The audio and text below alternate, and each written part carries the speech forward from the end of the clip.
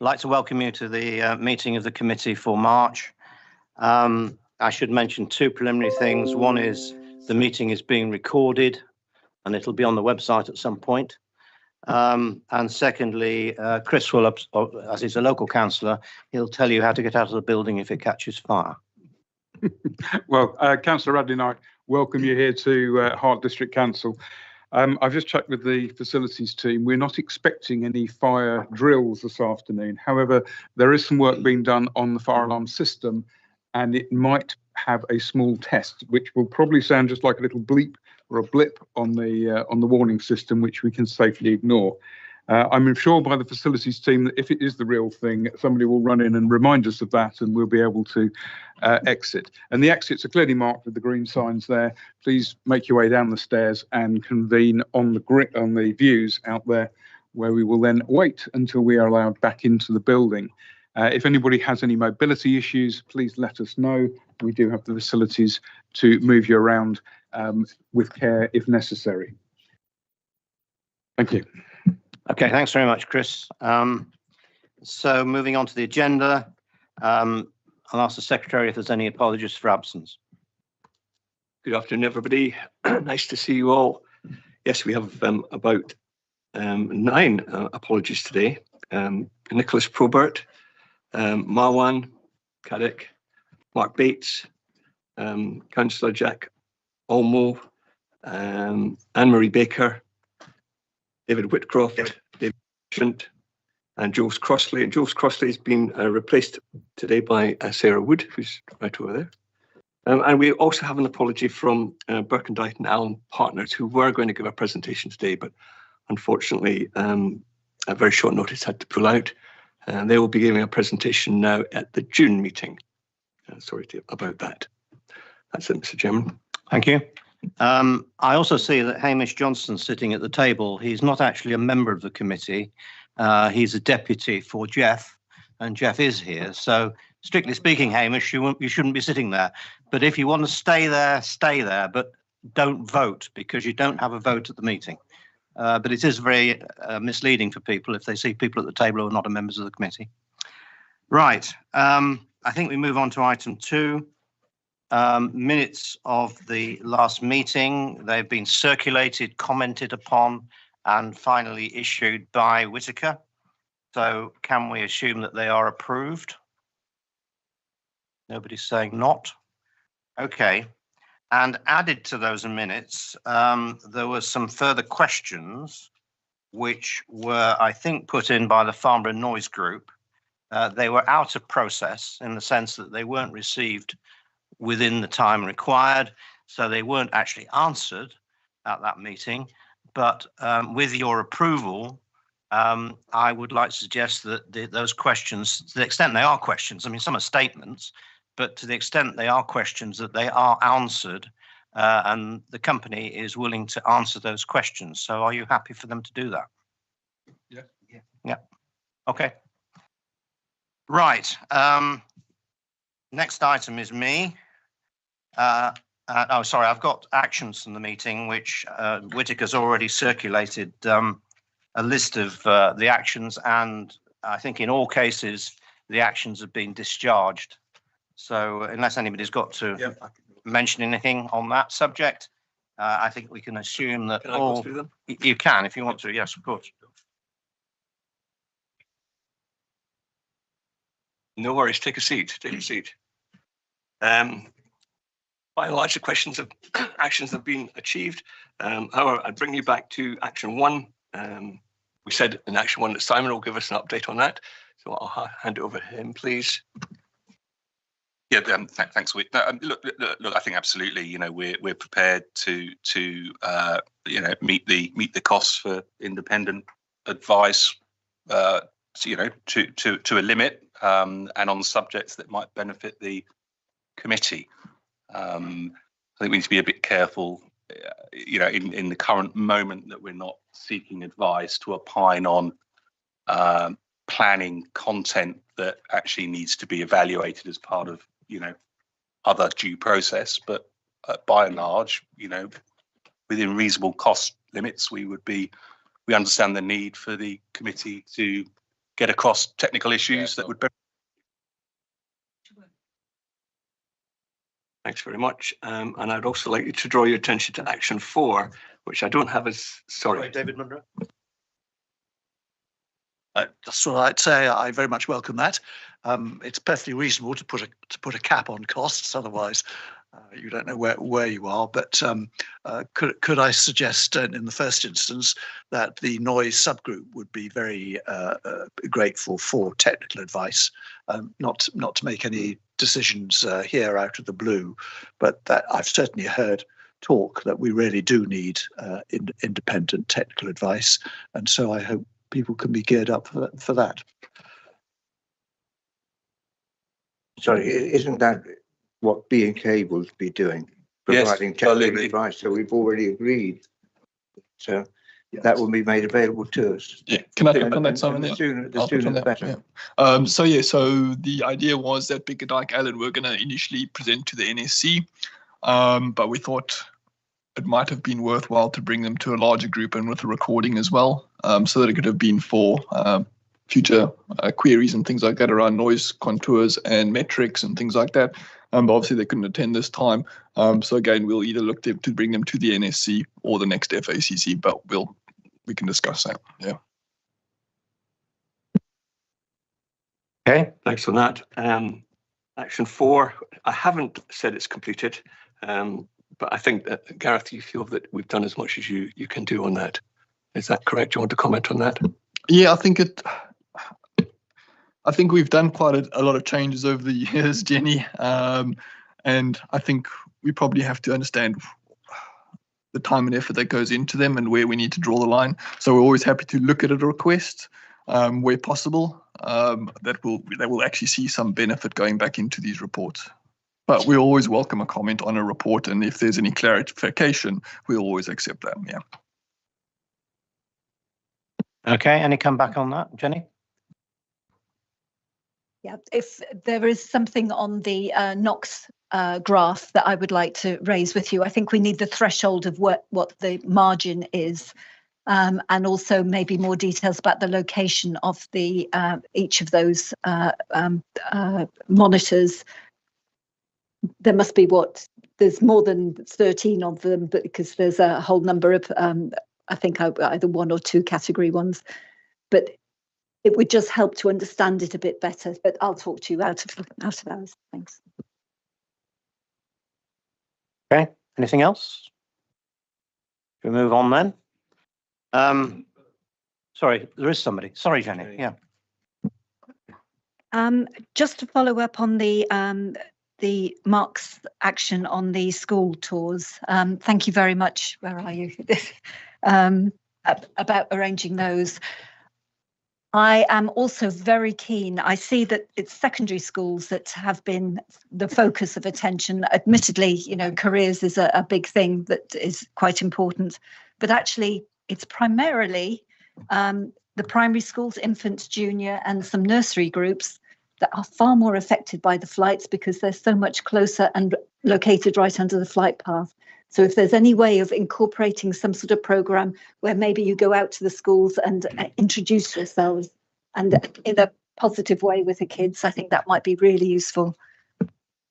Hi, Jenny. Yep, you're right. We have focused on secondary schools so far. We've got Courtmore coming in, so a bit more of a local school to Fleet and Hart, but we'll be looking at primary schools also. So I'll keep you posted on it because you've already mentioned about privately with me some of the schools in the area that are affected. So I might even have a chat to you about how you might think that might play out, because might do something different with the primary schools than the secondary schools. But we can have a chat. Okay, thanks for that. So moving on to item 3. I indicated to committee that I would like to stand down as chairman. I think I said this about 18 months ago, didn't really follow through with it, but I'm still wishing to move on. And so in due course, there will be a process initiated to appoint a new chairman. And members will be invited to submit names of potential candidates. just as an aside, I think because the airport is in Rushmore, probably Rushmore should be one of the members of that committee, but that is for the committee to decide. So that's the way forward, and hopefully that can now be set in train, and my successor will be appointed as a result of that process. I think that's all I wanted to say. I think Joanne Franco, who was going to be talking about planning, the planning application is away, but Simon will talk about that. And I think that's all I wish to say at this point. So perhaps we could go on to item 4, which is Simon's report. Thank you, Chair. Because we had year end 2023, and we had our annual traffic results. You've got those in the standing report. I thought I would elaborate a little bit more in terms of what we're seeing in terms of the market, and in particular try to address some of the questions we've had around sort of the weekend mix and weight of aircraft. So I'll try and do that. Don't worry, you don't have to write furious notes, because actually what I'm about to say will take to the minutes verbatim anyway. But hopefully it's reasonably clear. So our reportable ATMs for the full year 2023 were actually 4% lower than the prior year, which actually tracked the downward trend of the overall market. So the business aviation market was in decline last year. However, this is against a backdrop of a particularly buoyant post-COVID 12 months of 2022. Okay, so that's just to frame the context. And I'm pleased to say that our market share remained stable year on year at 31%. So that's 31% of the contestable London and South East business aviation market. And our weekend mix continues to remain at around 26-27%. Okay. And that mix has been consistently the same since 2014. I know we've had a number of questions on weekend mix and data points. I can confirm to the committee that since 2014, the number of flights at the weekend at Farnborough Airport has roughly been in the order of 26-27% of our annual total year in, year out since 2014. And of course, before 2014, the weekend mix has been affected by the various planning caps that we've had in place and the release of those planning caps. And when you release the planning cap, you get obviously stronger growth than you would normally get. Despite the decline against 2022, it's interesting to note that the overall market in business aviation has grown by about 8%, which reflects our long-term view that the market for business aviation grows at around about 2% per annum. Okay, around about 2%. Notably, and this is from our market data analysis, notably weekdays have grown twice as fast as weekends since 2019. At 9% versus 5%. Okay, so it's just not true that weekends benefit more from business aviation growth when we look at the market. I'll come on to what's happened at Farnborough Airport in a mo, because I know you've got the question. However, despite the market growing at 8% since 2019, Farnborough's overall traffic has slightly declined. In fact, we've gone backwards by 1%. Now, this is largely due to the impact of RAF Northolt, which was effectively closed to business aviation in 2019 for runway resurfacing works, but now handles about 8% of the overall London market. Yeah, that's quite a lot. You know, we handled 31%, Northolt's handling 8%. In 2019, Northolt had 0%. So we've been impacted by Northolt. And I think that's a timely reminder that we operate in a competitive environment. So this has meant that our market share in 2023 at 31%. In 2019, it was 34%. So we're in a declining market share position. It's worth noting also that the impact of Northolt on Farnborough has affected our weekdays differently to our weekends. And this is because at RAF Northolt, it's not fully operational at the weekends. So during the week, it's fully operational. It eats into our market share more than it would at the weekends because it has quite limited operating hours at the weekends. But overall, it's still a negative impact on us. So when you look at our ATM numbers, you'll note that actually our weekend numbers have held up better than our weekday numbers, but that's because of what's happening at Northolt. It's not because of the market, because I said at the market, weekdays have been growing faster than weekends. So the competitive dynamics of the market are obviously a concern for us as a business, not least where we have planning restrictions starting to constrain our ability to support market demand. And obviously, we're hoping to address this through our planning application. In 2023, we were again close to the weekend cap of 8,900 ATMs. I think we were about 95% of the cap. In 2022, we were 98% of the cap. And we are also increasingly seeing larger aircraft. And again, that's very clear from the data that you'll see in the pack, that we are experiencing aircraft above 50 tons and quite a significant change. And I'm going to come on to why that is. So in the market at the moment, there's an aircraft called the Global 7500.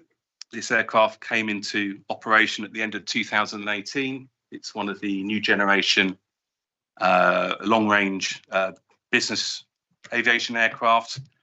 It's 52 tons maximum takeoff weight, so it goes above our 50-ton restriction and enters into our planning cap on the number of aircraft we can have between 50 and 80. And the main operator of this aircraft is VistaJet. And VistaJet is Farnborough's second largest customer.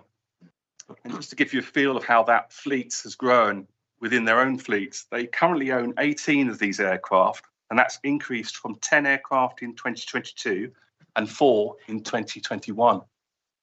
So when you look at the significant increase in aircraft over 50 tons at Farnborough, it's wholly down to the fact that VistaJet have brought this aircraft into their fleet and are now one of the largest operators of it. And of course, VistaJet is not only a very important customer to the airport, it also acquired Dassault's MRO operation last year. So it's undertaking maintenance of its fleet at Farnborough, which obviously includes these larger aircraft. So in 2023, the issue we saw and had to deal with was we were rapidly approaching our cap on aircraft between 50 and 80 tons. And in fact, we had to place a limit on the number of aircraft over 50 tons in the last few months of 2023. So our performance has been impacted a wee bit by that. But what we're seeing in the early part of 2024 is clearly that trend is continuing, and that control will have to be introduced sooner in the year, which again will affect our ability to meet market demand. And that is, the main reason why, as part of the planning application, we are seeking to increase the weight of aircraft from 50 to 55 ton that get controlled by the heavy aircraft planning clause. Not because we want to get Ryanair in or 737s or anything like that. It's solely down to this Global 7500. And in fact, by 2025, we expect Dassault to also bring an aircraft over 50 tons into operation. And it's a trend that we're seeing over time. And just as a reminder, these aircraft are more fuel efficient. And indeed, in the case of the Global 7500, it's no more noisy than aircraft half its weight. And I think Gareth's going to allude to that a little bit later when he talks about the mobile noise monitoring results that we gathered last year. So notwithstanding the competitive dynamics of the market, the weekend ATM cap and the aircraft weight issue, you can see how they affect our business. So from a general market outlook perspective for this year, so 2024, we believe the market demand is going to grow by 2%. However, we are certain that the continuing impacts of our planning restrictions, combined with the impact of the air show, so the air show does have a slight negative impact on our traffic. Okay, during the 2 weeks that we're facilitating it, our expectation is this year our traffic will probably be broadly flat on last year, but underlying market demand we believe is circa 2% for Farnborough. We're just not able to accommodate it for those two reasons I've given. And then just to comment on non-weekday ATMs, because I know we've had a couple of inbound questions, good questions from the members of the public. So prior to 2014, the airport's non-weekday growth profile was shaped by the existence of non-weekday restrictions which constrained its growth. That's very clear to see when you look at the evolution of flights over time from 2003, when we first got our CA license, to present day. We originally had 2,500 flight limit at weekends. We applied for planning to uplift that to 5,000. That was granted. We then hit 5,000 and got stuck at 5,000 for a number of years. We then put the application in 09 and got that increased to 8,900. And we're back again, unfortunately, because every time we get to 27%, that's our natural market position. We can't grow the overall business without addressing the weekend limit. Because as I said, don't worry, a lot of this will all be put into the minutes, so you'll have it all to handle, or so you can play back and listen to the recording. So since 2014, our non-weekday mix, as I said, has been stable around 26-27% of the annual total of flights. And actually, when you look at non-weekdays, they account for 30% of the operational days, albeit Farnborough has reduced hours on non-weekdays. So we don't do 30% of the flights because we have reduced hours. We do 26-27%. It's rational and logical that would be the case. And we're a 7-day-a-week business, and it's reasonable to expect the demand for weekend ATMs to broadly track that of the rest of the year. And then just as we looking to the future, and as part of the final planning submission we made, we did commit to restricting weekend flights when we're at 70,000 movements in the year to 27% of the total. So we're giving that assurance that we're not seeking to create a business that somehow squeezes in a whole load more flights at the weekend compared to the annual throughputs. On other matters, so that was me dwelling on traffic. I thought it was important just because people are going to pick up on a lot of these trends, and we know we'll get inbound questions. So I hope I've covered off a lot of the reasons for why our 2023 traffic turned out the way it did. But on other matters, good news. I'd like to just note that we were #1 business aviation airport for the 17th time at the Aviation International Awards earlier in May last year. And also in the autumn, we were named Best FBO at the Air Charter Association Excellent Awards for the 3rd year in a row. So the product at Farnborough is still recognised as best in class. In terms of investments, Domus 3, our new hangar, the £55 million hangar facility. I still believe it's one of the largest single private investments in the borough for many years. We reached practical completion in February. And we're now starting work on upgrading our passenger security screening facilities.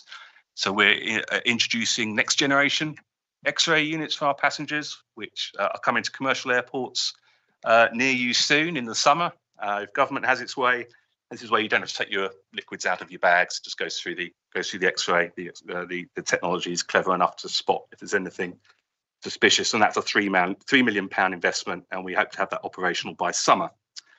Work has also started on the solar project. We've talked about that previously at this committee.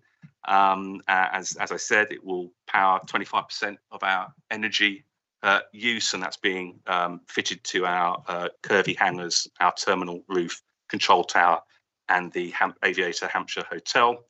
And it's worth noting that we continue to be the largest single site provider of sustainable aviation fuel to the business aviation sector. And that last year we sold 300% more than we did in the prior year.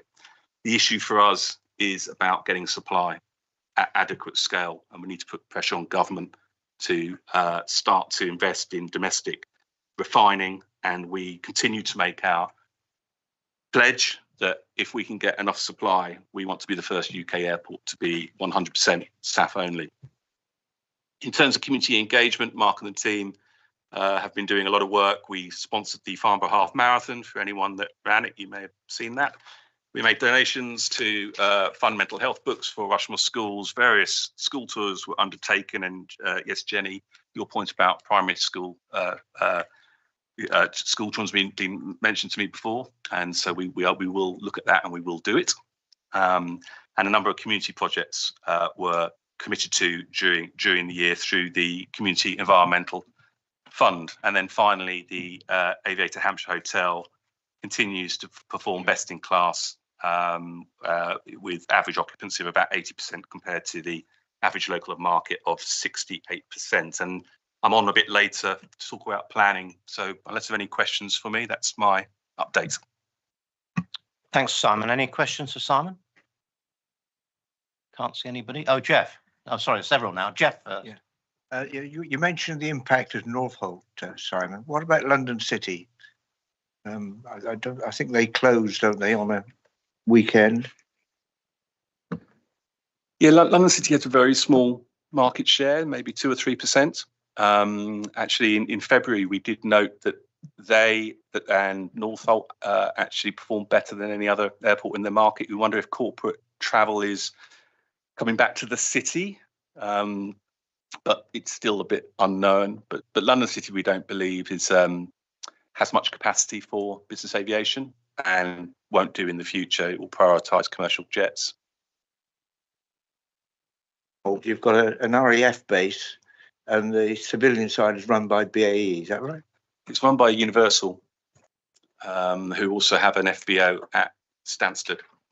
And we're not overly comfortable with the level playing field that RAF an RAF airport which is creates. Which is what I was expecting you to say in response to the question I've raised. Okay. Yeah, well, it's an interesting dynamic. It was, it was shut during COVID. It doesn't have all the costs. The RAF can use Farnborough. Yeah, but the Northolt choose not to. Northolt doesn't have to comply with the level of technical and safety specifications that we do as a civil aerodrome, and that is something that we're looking into with other airports. Is that something that CAA are aware of? Yeah. And what are they doing about it? Yeah, go for it, Rachel. Sorry, I'm answering this as a previous RAF Northolt controller. In this committee that issue exists. It's a very known issue, Jeff. And I'm wearing my hat here as an ex-RAF controller from Northolt twice. Sorry, I'm making the point it was not known by this FACC. It now is known by this FACC. It's a well-known point. The RAF has its own standards, and therefore the RAF stations in this country conform to the RAF standards, not to the CAA standards. Sometimes they are exactly the same, sometimes they aren't. And Northolt takes civilian movements on what's called irreducible spare capacity. So it's a different setup, very different setup, and I understand Simon's point entirely, because it is not level. It shouldn't be a different setup for the civilian operation. No, it is, because they operate. It's not to do with whether you're military or civil operating. It's to do with the airport. The airport is under RAF. I understand that. So that's what it is. Okay, thanks, Rachel. I think David Munro had a question. Sorry, you finished, Jeff, or not? I think I finished. Yeah. Okay, all right. Sure. So David Munro. Thank you very much. I'm not sure whether this is the appropriate time to ask this question, but I'll ask it anyway. As you're aware, there's a number of complaints about noise. Some of them are directly Farnborough FAL aircraft. Some of them are general aviation, and some of them are further out. But what I'm not clear about is how far do you control the NATS operation within the boundaries of FAL? Do you control them at all?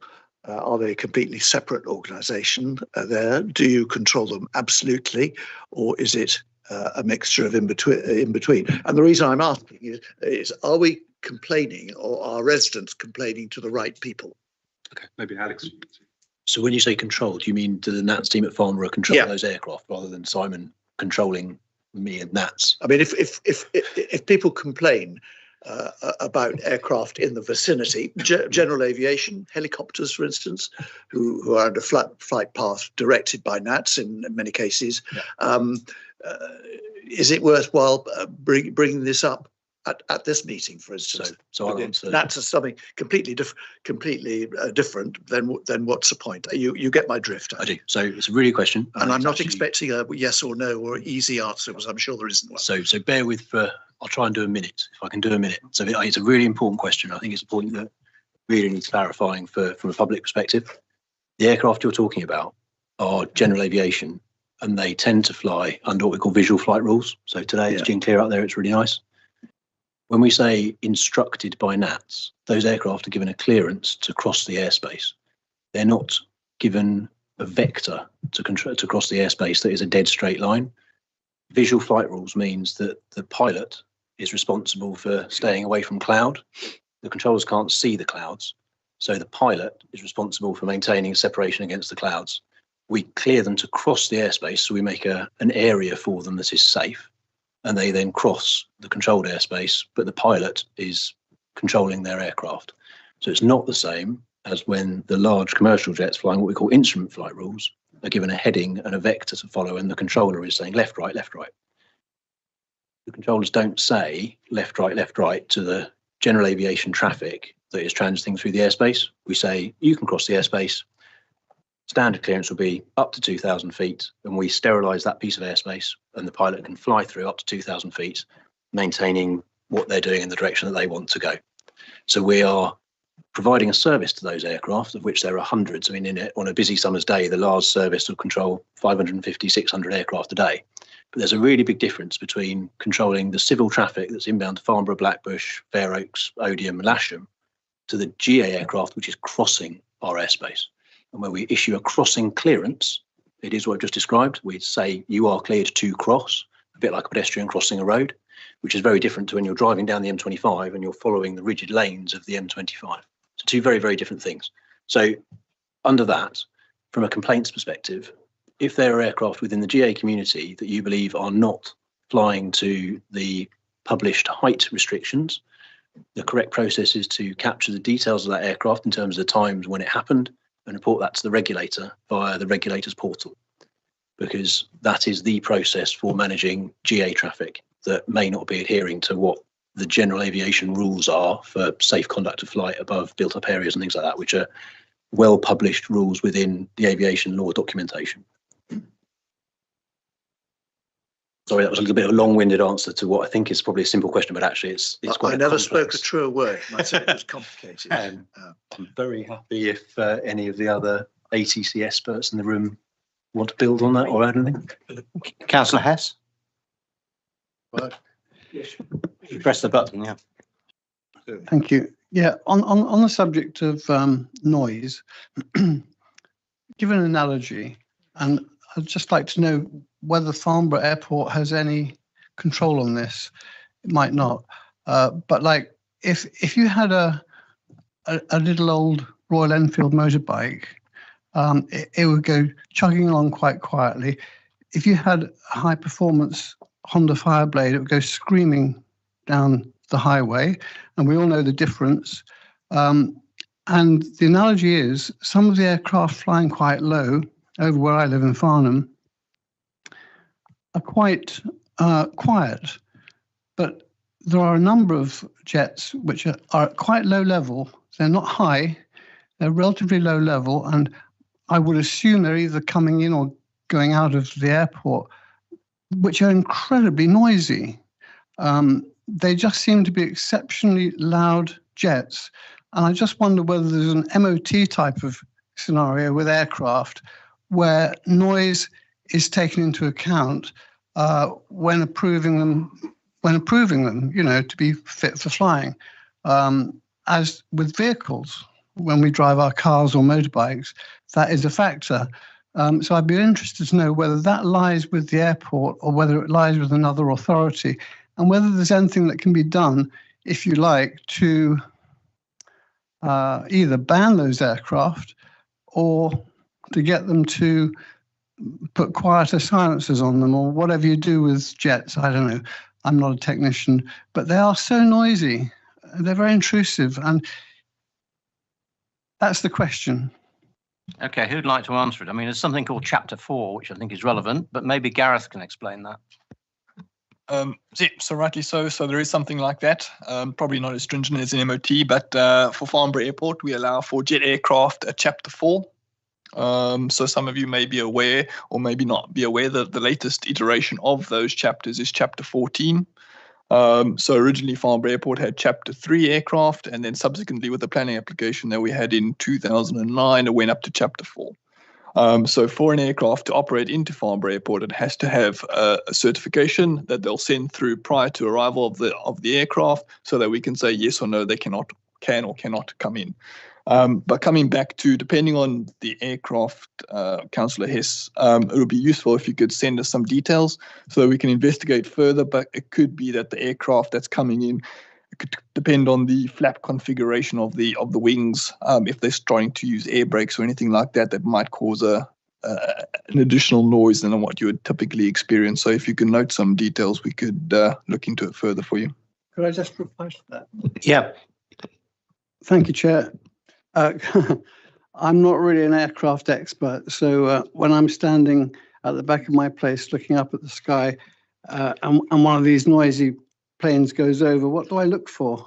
Help me there. Don't even need to look for anything. You just give us a day and a time, and then we can get your location, and then we can have a look at what exactly flew over your location at that specific time. Yeah. Gareth, will it be on ANOMS?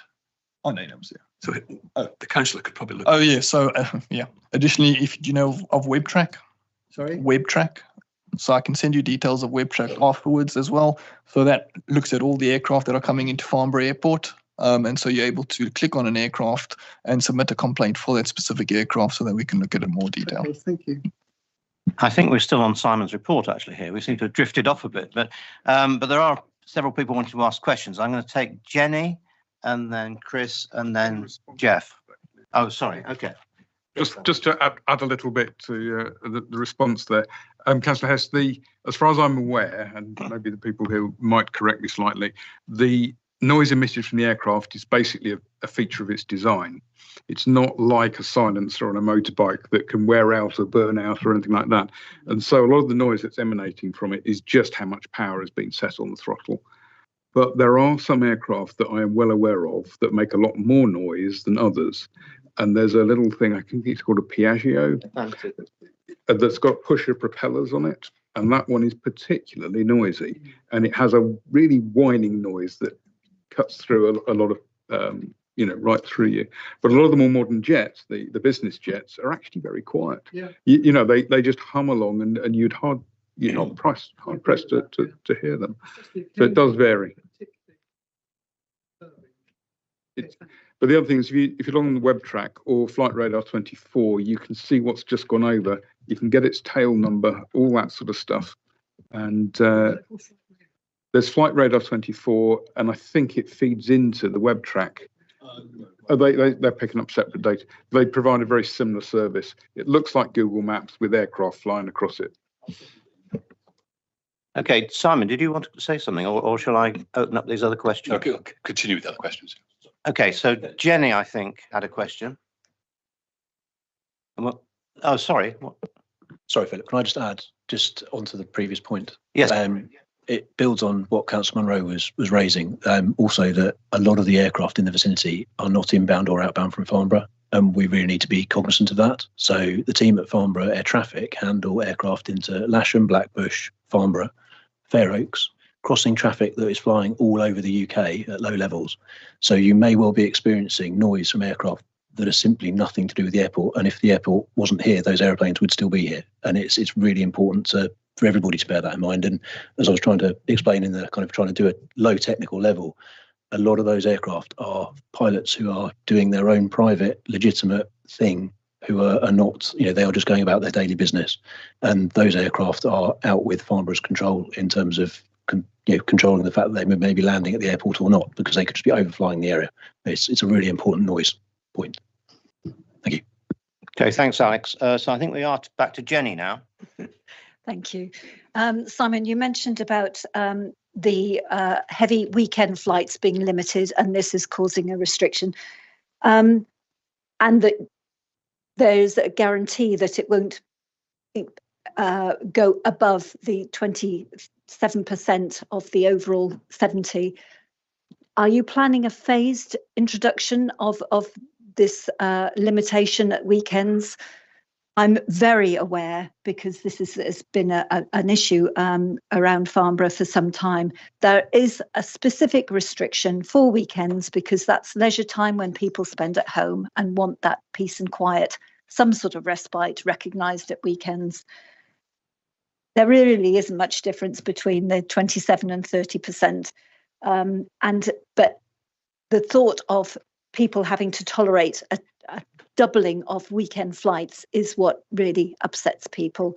I appreciate the flights. A lot of the aircraft now are being designed to be a lot quieter, but it's still that disturbance and intrusion, especially at low level as aircraft are close to the airport.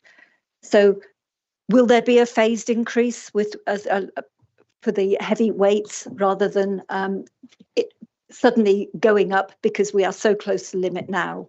Yeah. It's clear that, of all the flights at the moment, we're way below on the overall number, but we are very close to that heavy weekend limit. Yeah.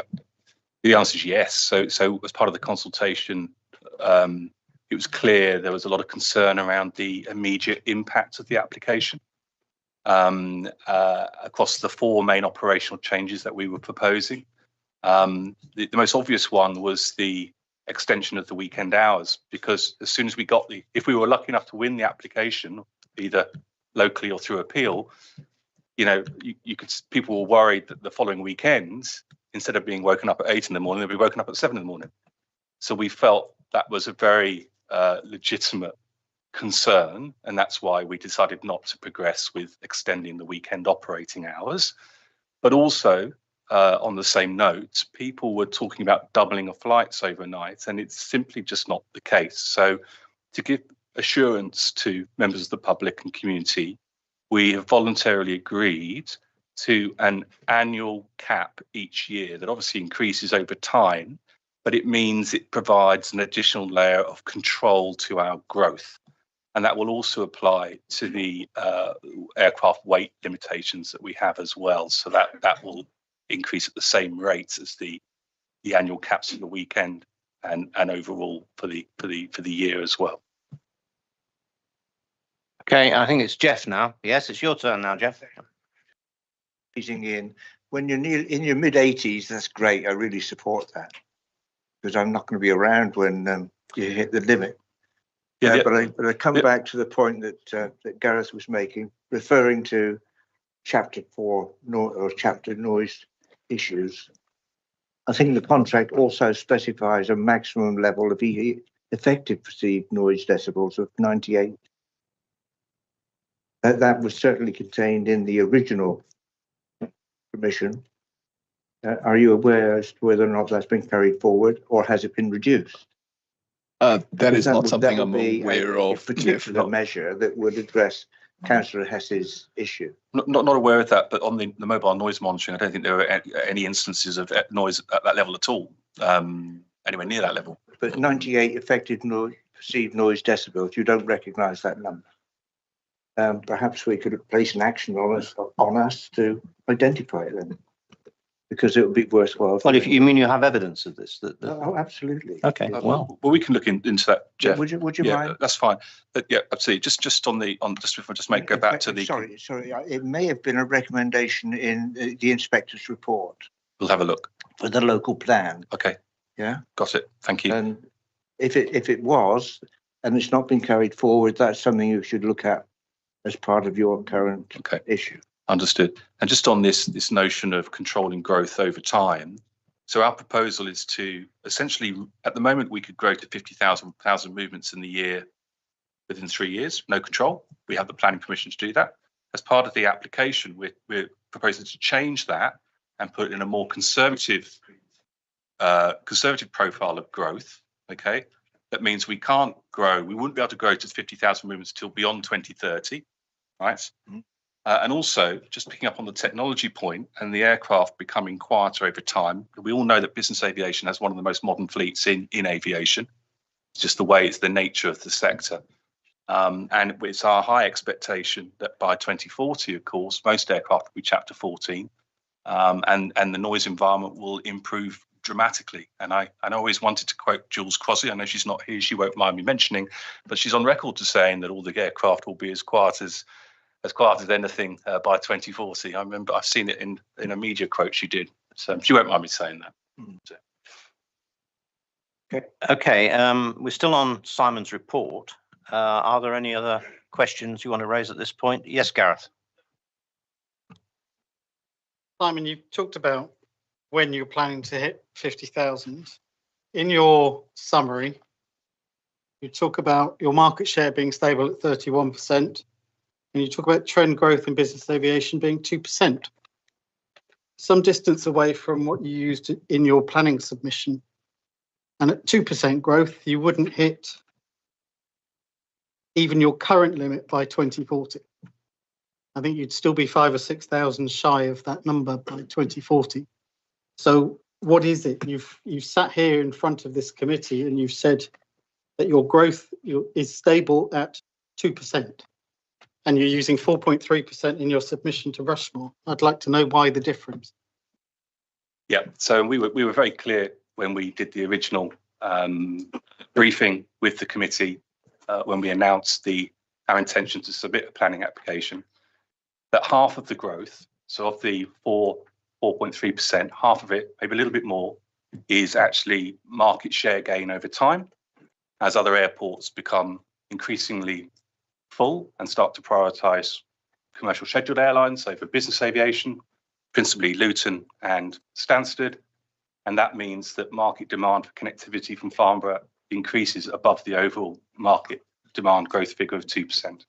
But your market share has actually dropped in 5 years. Yep, I gave you the explanation because of the Northolt issue. So that's why that is, but there's no new Northolt around the corner. Okay, any more questions on Simon's report? Just see anybody. I can't see anybody on the screen. Does the hand go up or something? Have got any hands, guys? No, I don't think there are any. Okay. So we'll move on to item 6. Item 5, which is the report on the noise subcommittee. And Gareth, I think, is going to give us a brief on that. Yeah, I never know if I'm shouting everyone down. So we had another committee meeting in January this year. And again, I thought it was a nice productive meeting between the members. So I'll just give you a quick highlight reel of what we discussed. So with the noise monitor that went out into Church Crickham on the 19th of December, a couple of days later, obviously everyone was going into a bit of annual leave over the Christmas period. What we experienced was that the monitor got tripped. So one of the plugs tripped that was connected to the monitor. So that went down. But then on the 4th of Jan, when everyone went back, those plugs obviously switched on again and the noise monitor was receiving data. So subsequently to that, in the meeting, we agreed that we would extend the period that the noise monitor would be out in the Church Crickham Community Centre until the 1st of April. Bearing in mind 1st of April is a public holiday, it'll be the 2nd of April. And then we'll collect that in and then it will go for its 2 weeks maintenance during that period. We obviously discussed around the church report. So the church report, and I'll touch on it a little bit just now, where the monitor went out from Bickerdike Allen between the 30th of August to the 31st of October. We hadn't received the report, unfortunately, so it was something that we wanted to sink our teeth into so we could start to understand the noise issue around the shirt area. So that was a little bit unfortunate for that timing. In terms of the future deployments of the noise monitor that's currently at Church Crickham, there was a nice healthy discussion around that where originally we started to look at, are we going to stick along the 2-4 SID? So following along, we went from Tweezledown where we've got a permanent noise monitor. We've obviously gone into Church Crickham Community Centre now. And then we started flouting the suggestions of either around Crondall, U-Shot. I suggested Bentley at the end of a bit further away towards the end of the SID. And then the general discussion was that we would like to keep it a bit closer. So Carl and Chris Dawn, we've got some investigations to do around where we can potentially put that noise monitor. Obviously, there's some pre-requirements that we need for that noise monitor to be out there. So over the next couple of weeks, month, we'll be looking to find a suitable location for that. U-Shot was quite high up on the agenda because it was on top of a hill. So we thought we might get more accurate measurements up there. And similarly with Crundle on the other side of the hill might cause a bit of issue, but it's something that we're working through as we go now. In terms of the noise complaints, so we briefly touched on the noise complaints for 2023 as a whole, and I'm not going to bore too much, but the top 5 complainants made up 90% of complaints for the year. And then just to reiterate the fact, to get into the top 10, you only had to submit 16 complaints to get into the top 10 of complainants at the airport. And then we had another led by Jeff, should I say, and probably what brought into the concept of bringing Bickerdike into the noise subgroup committee or the FACC was around the noise metrics. So obviously Farnborough Airport works off an LEQ 16-hour. And so that obviously brought in, there's a whole host of different metrics that Bickerdike Allen put into the planning application, which obviously portrays a lot more different information than what we're used to. So there's a good, healthy discussion around that. And that's one of the reasons why we thought getting Bickerdike in to have those sort of discussions with us so that everyone on the committee can have a better grasp of the noise metrics and why we use them and why we do what we do. And similarly, even going back into the FACC, having a broader understanding of those noise metrics and what people can expect over their certain areas, so that they can go back in or feel comfortable, should I say, going into the community to be able to discuss noise metrics with various community members. I won't steal Rachel's thunder too much. We obviously touched on airspace as well, so she'll give an update on that. And then probably the last item that I had here, and I'll see if there's any other comments from the committee members, but we had an AOB item suggested by Carl Turner around the air quality. It was obviously very similar that they do sort of go in hand from a Farnborough Airport perspective. It is thought at this point that it's not going to be combined into that group just yet. I think we need to have a functional noise subgroup committee before we start expanding into different areas. But the point is noted that obviously the two areas, noise and air quality, obviously are a big concern amongst communities, and it is something that we're looking to promote going forward. And then we have our next meeting on the 6th of June. So that's the initial part of my discussion. So I don't know if any of the other committee members want to raise any points or anything like that. Okay, Jenny's got a point, and then Carl, I think. Thank you. Good summary of the meeting. Have we finally got the church results?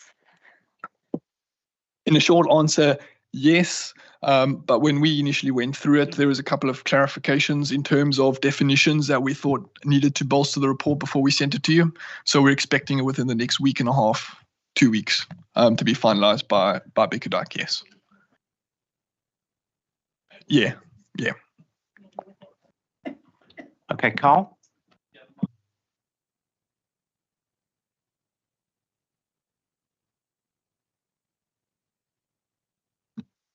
Yeah, so we also agreed that we'd try to have a separate meeting, before the 3 months to actually look at the report, because it was, so it would be nice to know when we can have that meeting. Yeah, so once we have that, we'll send it out, and then potentially after 2 weeks after your digesting of the report, we can look to have a follow-up. Yeah.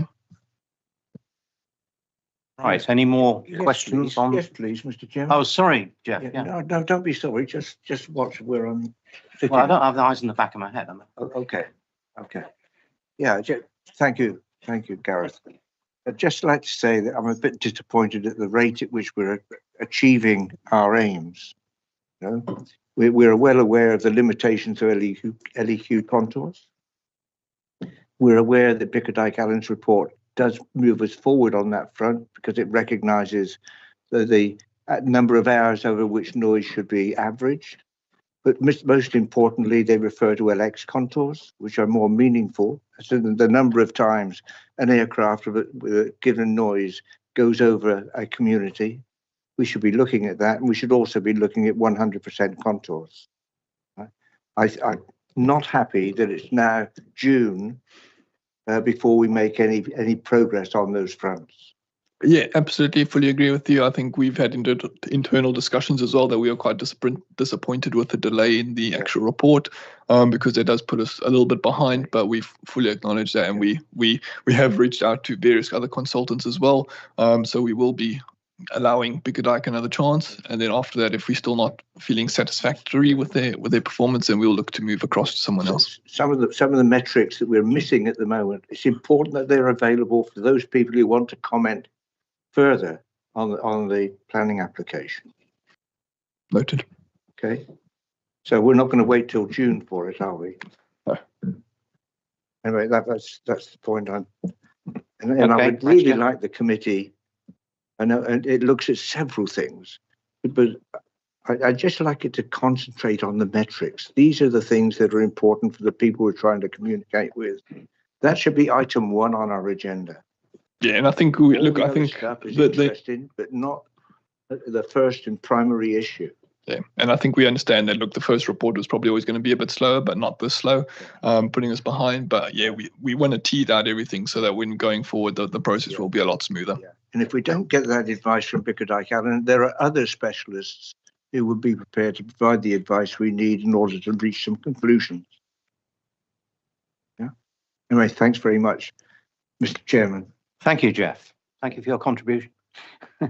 Any more questions? Yes, Gareth. One for Gareth. You mentioned about air quality monitoring as something for the future. The question was asked and answered in November, and we've gone nowhere in 4 months. And as with Jeff's frustration on the noise monitoring, we're supposed to wait until June for hearing something on this. I think remembering back to your question, Gareth, that you sponsored, just in terms of some clarification on that. So when we look at the air quality requirements for Farnborough Airport, those are contained within the Section 106. And those are what we have to comply with. We do know that there is a bigger issue that we want to monitor, and that we have budgeted for air quality monitoring to hopefully look to be set up in the next 2 months. So we've got 2 quotes so far.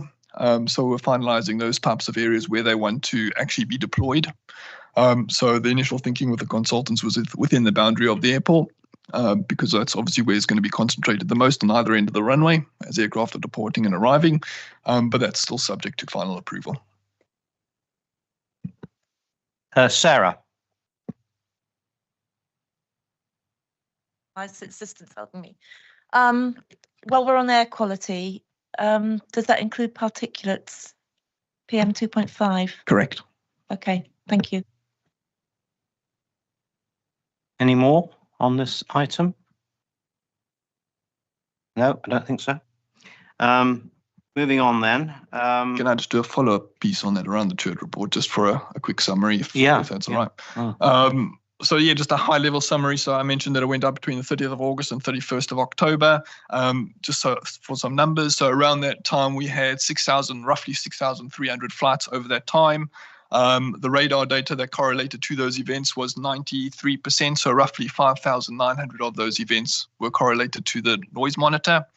Of those, what we experienced was 2,400 arrivals on 2-4. And then the ones that actually overflew the monitor, so coming from the south, going into Farnborough Airport on 2-4, was roughly 1,200 movements. So we're looking at roughly a 50% split between north arrivals and south arrivals on that. And 98% of those were actually arrivals, so the other 2% made up departures from the airport. One of the things that we wanted to have a little bit more elaboration on from Bickerdike was around the overflight metric, or as part of the CAP 1498. So it's standard, they use a 48.5 degree angle on that. So we just wanted to make sure that the explanations behind that actually came through quite clear, so that everybody could understand why they have that angle.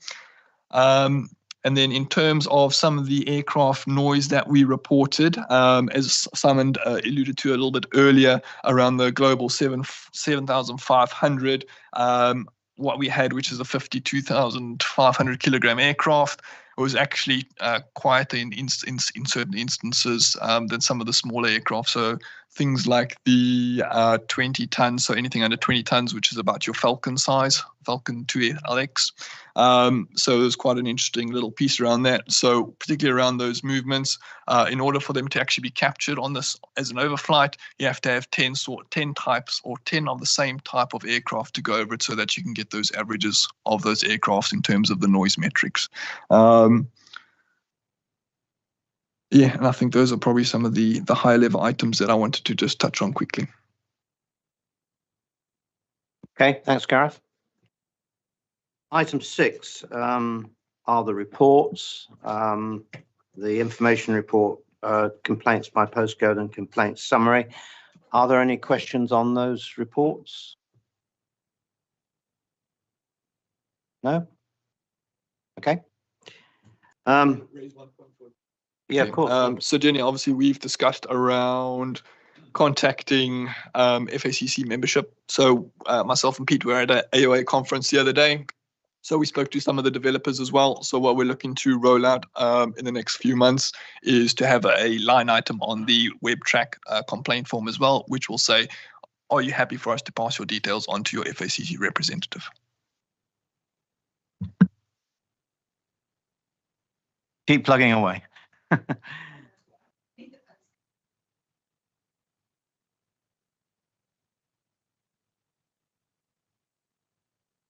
Sorry. The problem is people aren't then following through. They've reported their complaint. It's that one-hit wonder. I just don't think people are then inclined to follow through, being fobbed off onto one of us. Somehow we need to get ourselves maybe more out in the kind of public view, but with not knowing where the reports and complaints are coming into more precisely. Just a road name, a postcode would help. Fleet is a big area. I have no idea which part of Fleet. Some parts clearly will be under the flight path, others won't. I want to know what the difference is. I want to be able to communicate with those people. We've lost that input, and I really feel it. But if there's anything we can do to help engage and do our job as FACC members representing the public, then yeah, we need to try. Have we exhausted that line of inquiry?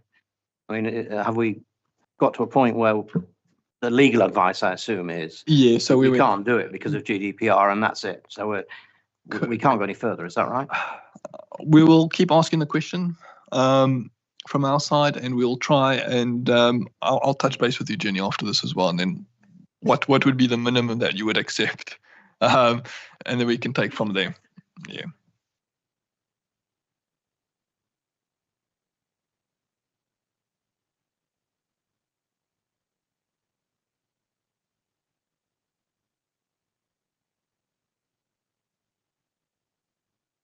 Okay, well, I'll have another chat with Gareth. I mean, I do appreciate your frustration on this.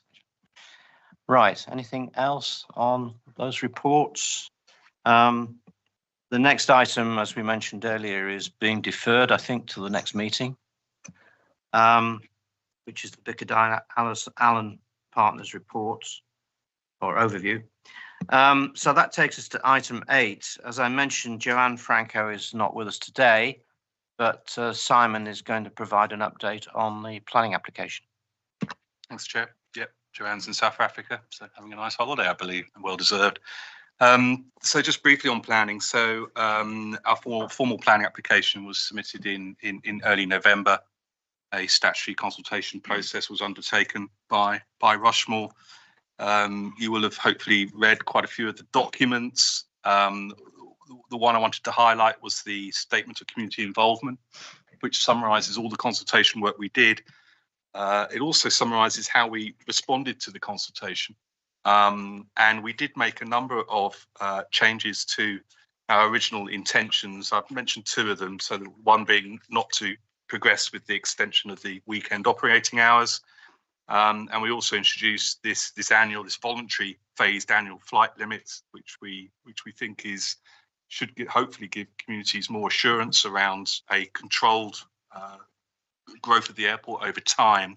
But there were two other changes big changes that we made. One was to do with noise, actually, in as much as we agreed to phase out the Piaggio aircraft, which is the one we get most complaints about. Piaggio is the aircraft with the propellers that sort of seem to face the other way. It's a bit of a bizarre looking aircraft. So we agreed that based on specific negative comments we got, that we would phase that out over time. We agreed to introduce a new noise levy on flights, and this would apply to all non-Chapter 14 aircraft. So that's the aim of that is to encourage quieter aircraft over time.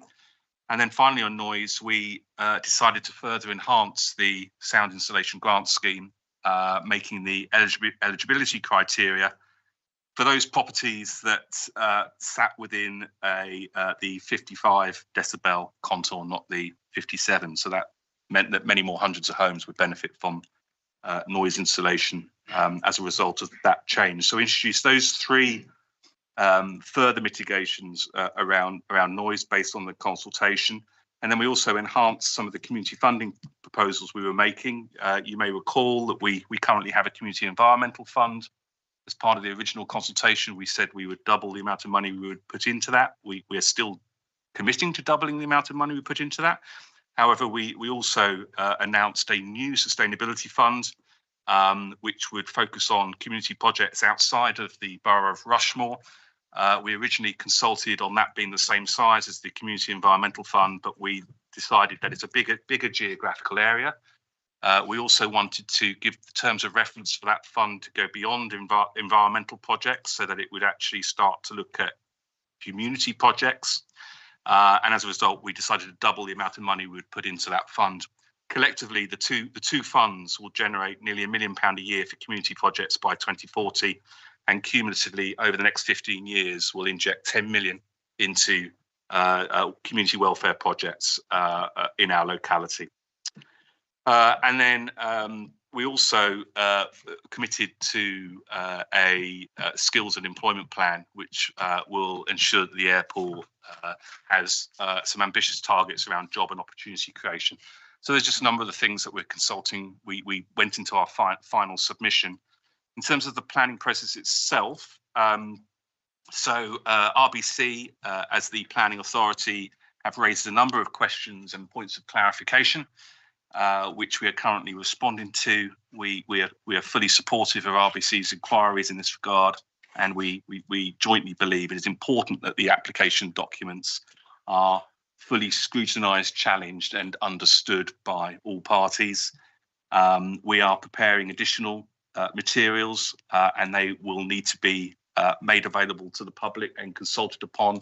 So there's going to be another 30-day statutory consultation process coming up, which is likely to be soon after the local elections. And we are anticipating that the merits of the application will come to Development Committee in July of this year. Happy to take any questions, but that's my update. Any questions? Sorry, Jeff, you have a question? Yeah. What were the 4 conditions or 4 areas that you're now working on? So we originally, when we went out in consultation, the 4 operational changes were the change in the annual movement from 50 to 70, the change in oh yes, no, in more areas, and you can, yes, you can find. Well, if you let me just answer you. If you go onto the Rushmore website, there is a document that lists all the questions that they had around the application documents, and we're busy responding to those. There's more than 4, which is fine. There's tens of there's over 40 questions, I believe. I mean, they're broadly so it's the way the process works is that Rushmore appoint consultants to review and scrutinise the company's application, and clearly those consultants are going to ask questions and queries, which feels right and proper, doesn't it? And so those consultants work across, the core disciplines of the business need case, biodiversity, noise. So well, I'm not sure where Rushmore are with that, but on in terms of the questions that have been raised so far, they relate to sort of the core environmental impact subjects. Okay. And we're responding to those questions, and in some instances further content is required, and we're working to give them that content. Sarah, yeah. Just a couple of things. When the planning application comes to the DMC committee in Rushmore, probably in July. There are about 12 Rushmore councillors on that committee. Is it those 12 Rushmore councillors that are going to vote to see whether the planning application goes through or not? Or are we going to draw in from other councils that are impacted as well, such as Waverley, Hart, and the parish councillors you shot, etc.? I can perhaps Chris can comment. explain a little. Basically, Rushmore is the planning authority for this application, and therefore Rushmore makes their own decisions. They've had inputs from lots of other surrounding councils. In fact, Councillor Ruddy and myself put a motion to Hart Full Council that was then rolled forward into a formal set of comments from Hart District Council. And I know a lot of the parishes and Farnham Town Council and so on have all put their comments in, because we collectively are all third parties to the Rushmore Planning Authority, and Rushmore's Planning Authority is the sole authority. So it will be the members of that development committee who make the decision, if indeed it does go to that committee. Sometimes these things are delegated to officers, but I suspect they they may want to take that one to the full committee. Depending on what happens then, if it's approved, it rolls forward. If it's refused, then the airport has the right to go to appeal. There is a small possibility, I think it might get called into to government, but you're into the sort of finer points of planning law, which I wouldn't try and stray into. I've just one more thing. As you know, I'm Blackwater Valley Friends of the Earth, and I'm very grateful that we've got a place on this committee. But Jules and I are very, very loyal at coming along and being able to represent our environmental groups as best we can, and we take that responsibility very seriously. Now I'm just looking at the good people of Rushmore. Is Councillor Morris Sheehan here today? He's not here today. He's online today. His name's not there. I am indeed here. Yeah. Pardon? I am indeed here. He was earlier. Okay. He's just saying he's there now. Oh, okay, good. And Rod Cooper? He's online as well. And what about Virginia Barrett, College of Technology? She's online as well. It doesn't say VB. That's all. Can't see the rest of it. Pardon? The 3 dots mean there are others. Okay, it's just that this is such a big decision. It's really important that our Rushmore representation is here, listening and taking part and asking questions. It's very important. Okay, thank you. There's Councillor Cooper, by the way, just to identify. Okay, good. Okay, but we will have a list of who's online in the minutes, won't we? Mm-hmm. Yeah, indeed. So you see. Okay. Mr. Chairman, if I could just come in for a second there. I'm in fact the Hampshire County Council representative on this committee, and as such, Hampshire has no input other than advisory on highways issues to the planning application. Okay. Any other questions or comments? Simon, yeah. May just elaborate a little bit on how I understand the planning development committee will work. Yes, it's the members will vote. They vote on the merits of the application and the application of planning law. So we're not anticipating that there's a political dimension to it, and there shouldn't be. But that's planning law. I'm not quoting my own view. That's reality. So it'd be assessed on the merits of the application based on what the officers feel the merits are, and then we'll have to take the outcome as it comes. Okay, thank you. Any more? Okay. The next item is the airspace update, and this is going to be a dual act with Rachel and Les, I think.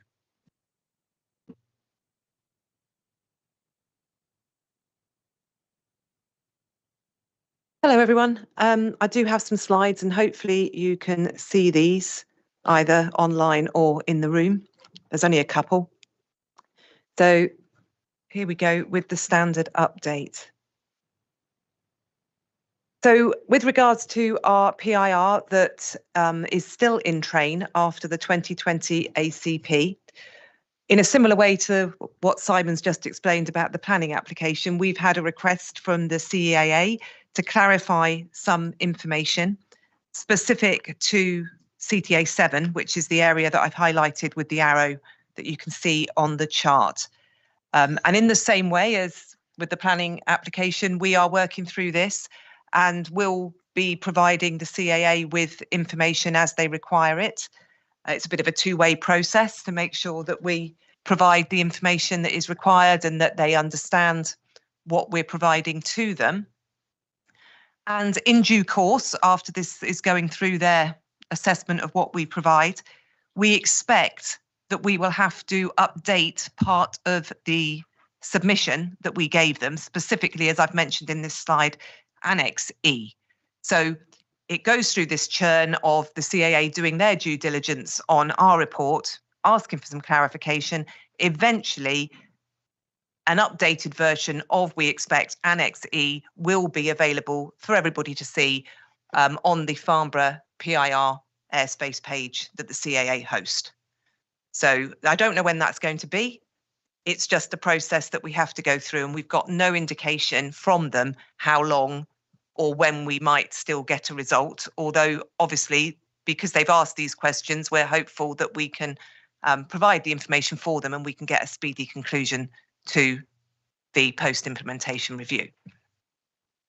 Can Chris ask a question at this point? Yes. Yeah, so maybe can you just elaborate a little bit about what the issue is, what CTA 7 is and what the issue is? CTA 7, as you can see on that chart, is part of the airspace that was brought in with our airspace change in 2020. It's about, the questions have been about the usage of that area. So we've had to go back and find supporting evidence and greater. They've asked more specific questions than the original because they want some more information. That's all we're doing, is trying to provide that. It will all be, as I say, transparently available to everybody in due course. We do not know what the outcome is likely to be, if any, at this point. So that's a little area of airspace that's being added into your controlled airspace, is that right? That piece of airspace was established. Just trying to see behind your head. That piece of airspace was established in 2020. Right. Okay. And it's been in use for 4 years now. Yep. And that's from 3,500 up to 4,500. So it's just a thin slither. No, it's a box. So it's a four-sided box. If I had a point, hang on, pointy thingy. Can you see that on there? That's the top line. Here's the right-hand side. Yeah. Oh, I've gone on to the other one now. That was a mistake, wasn't it? Let's get out of that. Go back to that one.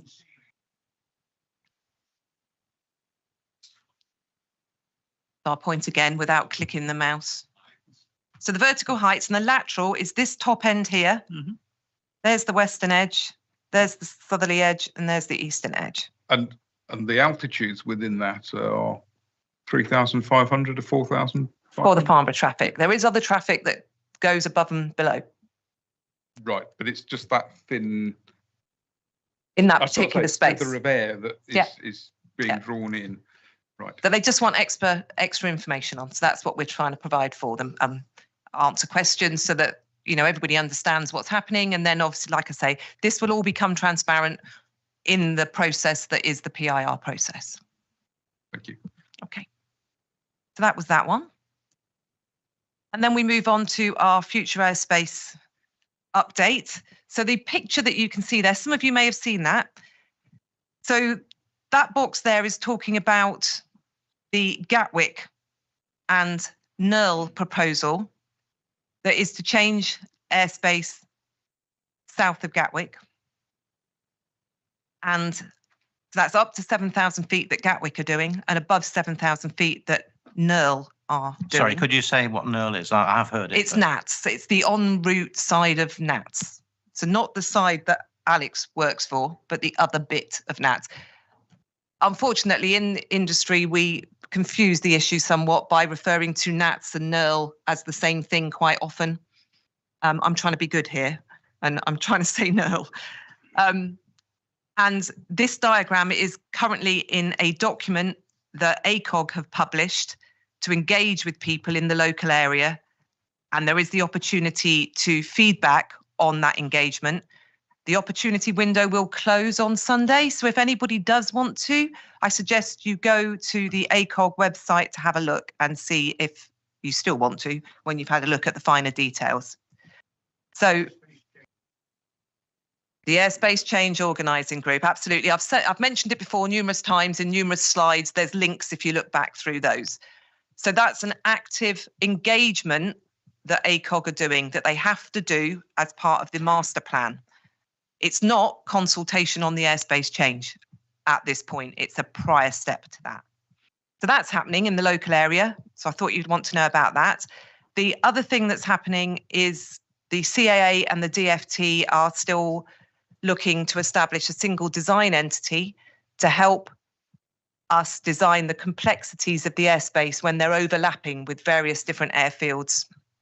And that will eventually go to a public consultation. At the moment, due to Easter recess and all the other bits and pieces going on in government, from a meeting I had earlier this week, it's not expected until Q2 this year, but that's not cast in stone in any way, shape or form. And obviously, when it does go out to public consultation, there will be associated publicity from the CAA and the DFT about that. So that's the general things that are going on. With regards to our specific ACP, that's the box on the right-hand side. Our engagement window for our options closed at the end of January. Thank you to anybody who did respond. We have looked at the feedback and we do not think there are any other options needed at this time. The feedback itself did not answer the specific questions that we asked. That is often the way people tell us lots of things. They don't necessarily answer the questions. What we did find, though, was that a lot of people weren't convinced with our information on whether the design principles had been used with respect to us establishing these options. So because of that, we have decided that we need to do another round of engagement to make that plain and obviously be able to provide that information to our stakeholders. And we're looking to do that in April to May time. Obviously, more information will come out to that targeted stakeholder group when we know the timings for that.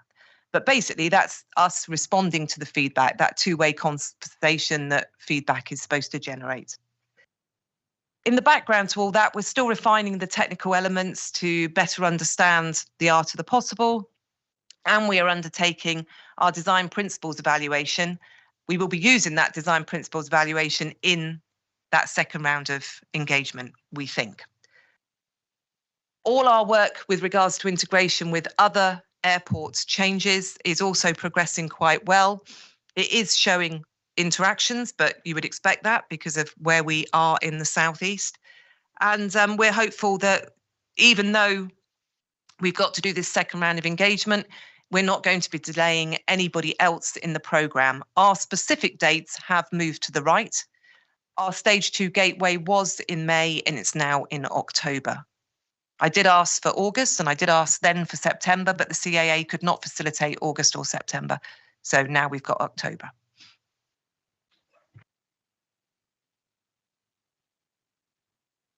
Okay, that's it, is it? Good. Jeff's Yes. got a question, I think. Yeah. What about the PIR for the existing temporary airspace change? There is no such thing as a temporary airspace change that is active at Farnborough. Airspace change that is subject to review because stage 7 doesn't yet. That was the first slide, Jeff. That was it? Oh, I missed that. So would you repeat what? So is the review still going on? Yes, Jeff. We haven't had an answer yet. Oh, sorry, I must have been asleep. You must have been. Yeah. We'll let you know when we do. Yeah. Oh, right. Okay, any more questions on Rachel's presentation? No? Okay. Thanks, Rachel, as always. Next item is questions. There's two parts to this. members' questions and questions from members of the public. We've had a few members' questions. Have they been circulated, have they? Yes, they have. Okay. We've got members' questions from Jeff Marks and Hamish submitted 3 questions. We did circulate responses, but maybe you would like to ask your questions and maybe FBL would like to respond.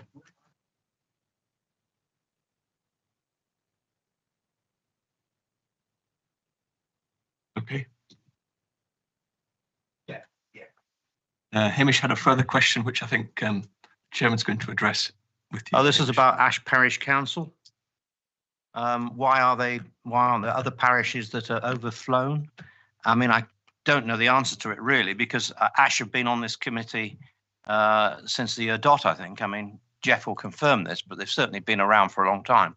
But the problem is, Hamish, I think in Hart alone, and I'll be corrected by members, there's 21 parishes in Hart. Now, are you suggesting that every parish comes onto this committee? And if you look at Guildford, there's, I don't know, a couple of dozen probably. You know, it just becomes completely unwieldy if you have all these parishes on this committee. And I also make the point that, I mean, the people in these areas are all represented at county level and at district level. So we're looking at the 3rd tier now, looking at the parishes. And it would really make the committee completely ungovernable if you had dozens and dozens of people. So that's really, I mean, and also, of course, we did invite other parishes to join the committee when we went round, when Friends of the Earth joined, for example. The only parish, I think, that did apply was Ushot. So, you know, we've been around this process before, and I'm a bit reluctant to reopen it, but if the committee wants to do it, you know, I'm in your hands. So I think that's broadly the answer.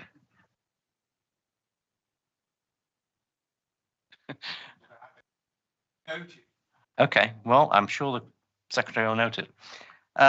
So any more public, any more members' questions? No, that's the members' questions. We have a member from the public. Yes. Sorry, yeah, not on my list, but yes, Richard. Sorry, I'm actually here representing Ash Parish Councils. Okay. I wanted to raise something which I feel is perhaps lacking a bit in the constructive dialogue that's going on here. To oversimplify, the externalities, the burdens imposed, the costs imposed on residents around here by the airport are manyfold in terms of you look at the number of things that are raised here and discussed here in detail. But there is one overriding issue, which is probably given a clue by the name of one of the pressure groups here. It's noise, and in particular, if you put aside the overflights that are not in the control of this organization, it is noise of aircraft taking off and landing at the airport and the noise that they're imposing on the residents nearby. While I've heard some very welcome changes here relating to phasing out of Piaggio flights, to noise levy on Chapter 4 and insulation at the 55 dB contour rather than 57 and so on. These are all very welcome. What I feel would be very helpful is to get an articulation from the airport of what is their vision for reducing the noise burden on residents going forward, the long-term vision. So this is not about what are we measuring, how do we assess complaints, etc., at a detail, at a microscopic, granular level, but what are the big things that we're doing to reduce the noise burden on people in the surrounding area going forwards? I don't know enough details or understand the technicalities of this, but the sorts of things that I would expect to see. How can the airport accelerate the phase out of Chapter 4 aircraft to move to quieter later chapters? What are the things that you can do? I don't know if there are settings and controls that you can impose on takeoff power and settings and so on. I don't know, but it'd be really useful to get from the airport their vision of how they want to reduce the noise burden going forwards. Thank you. Would you like to respond to that, Simon? It sounds like a very reasonable request. Obviously, our planning application estimated the long-term noise impact over time as the airport grows, which also assumes the incentivization and take-up of more quieter aircraft over time. But I'll take away your comments. I think when we think about noise levies, how can we structure a noise levy regime that achieves, more than just long-term transition to Chapter 14? It's complicated for an airport like us. It's not like a normal airport. A normal airport, you can set a certain noise threshold, and if an aircraft breaches it, you can slap a fine on it on the airline that is located at your airport. But we have thousands of different operators. That aircraft will be long gone. Yes, you can impose retrospective fines on some of your key customers, but bear in mind the sheer range of different aircraft types that we have means it'd be very difficult to establish a threshold that would be workable in practice. But I think the main point is how do we when we move forward, how do we construct a mechanism that can continue to be effective and deliver upon the needs of our community? Thank you. Thank you. Any other questions? David, did you have a question? No, I was actually putting out David Monroe. While I've got the microphone now, could we have a lecture, for want of a better term, on how operations actually work? From takeoff, passing through to NATS, whatever. Because thinking back to the old Concorde days, I know they had to put it at full chat to get it off the runway, get to a certain height, and then they would throttle back and take a much gentler slope to reduce the noise. Do we do things like that here, or? We could definitely. Alex, can you comment on that? Can I just take it? Sorry, for a second? Rachel. Yeah. No worries. We could definitely invite you in and go through things with you specifically, and there are some things that we can encourage. It's very, very difficult to mandate anything because again, as Simon said, the range of aircraft that we have operating and how they operate, it can vary differently, and you could probably end up mandating something that might end up being detrimental for one but not for the other. So it's not particularly easy, but it doesn't mean we can't have those conversations about it and talk to you. So yes, I think we'll set something up so that we can have that conversation. Okay, that is just I'm not an expert, and I'd just like to know the process to approach it. Anyway, sorry, David Monroe. No, I mean, I strongly recommend that you visit the airport and go and talk to the controllers and look at the radar room and all that stuff, because that'll give you much better insight into how it all works rather than somebody telling you, really. There are noise abatement procedures, of course, out there in the AIP. And we do monitor against them and look for compliance and non-compliance. Majority of the aircraft are compliant, but when they're not, then we do talk to them. David Monroe. Thank you very much. It's another general question, I think, following on. Residents of mine that I talk with, their complaints about noise generally can be divided up into various sections. I'd just like comments on each, really. There is noisy aircraft, but I think we've covered that. Too much circling. Is that a technical phrase?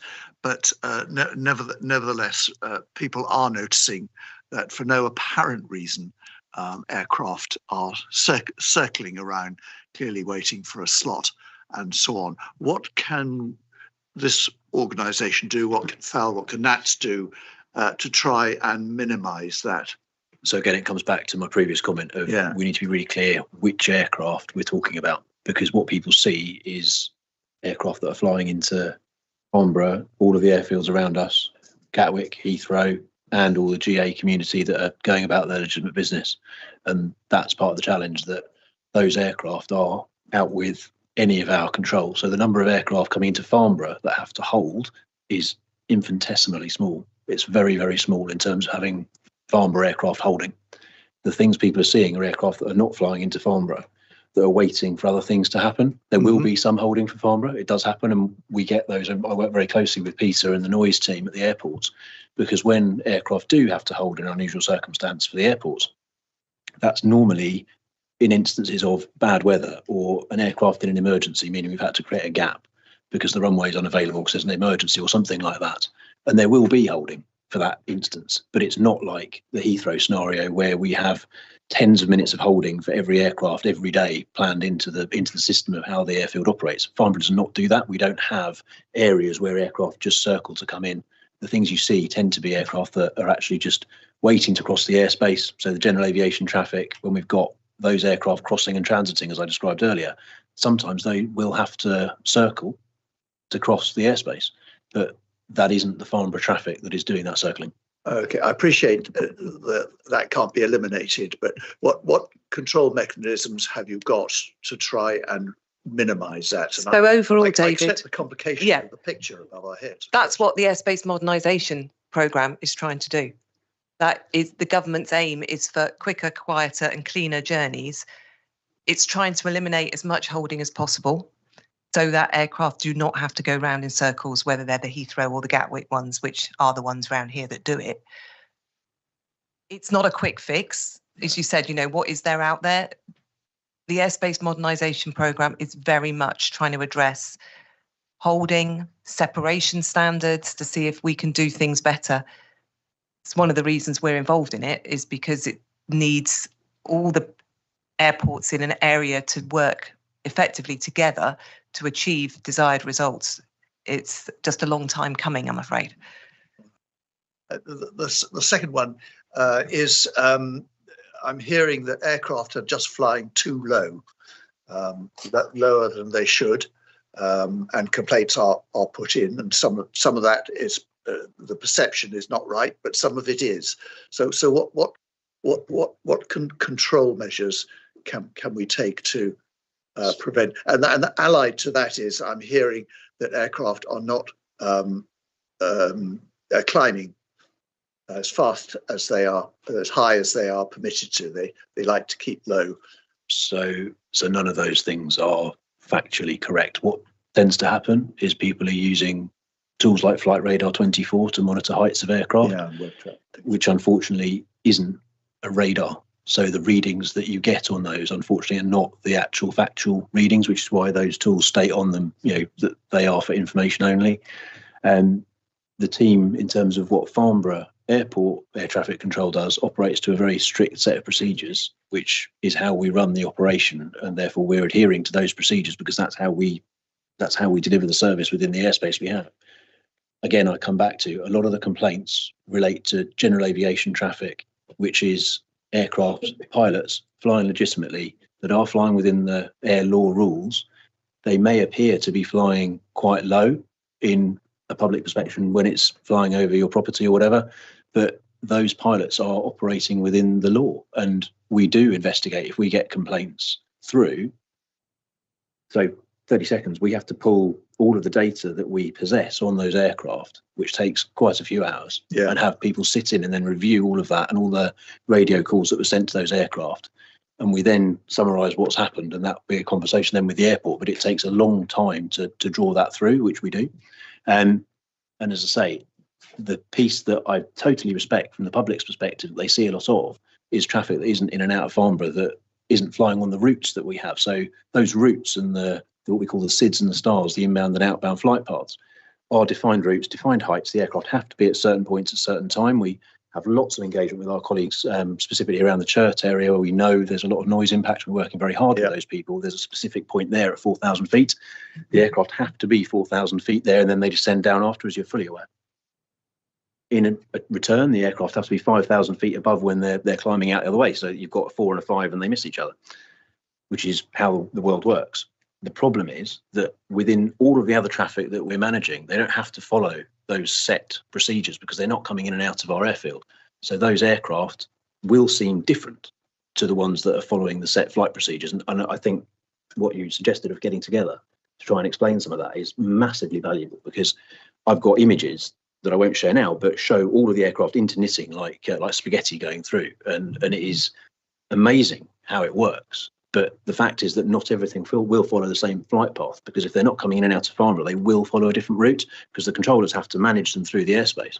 And that, I believe, is what people see most of the time, that they're going, that isn't doing what I expect it to do. Quite. Because it's not following the route. And just adding to that, even though we have these set routes, as Alex has described, because the set routes by themselves are not separated from other set routes, there are still instances that controllers will have to take them off those routes, both laterally and vertically. So even accepts that, you know, so you've got stuff happens. Yeah. It's not necessarily by exception. Sometimes it's quite normal.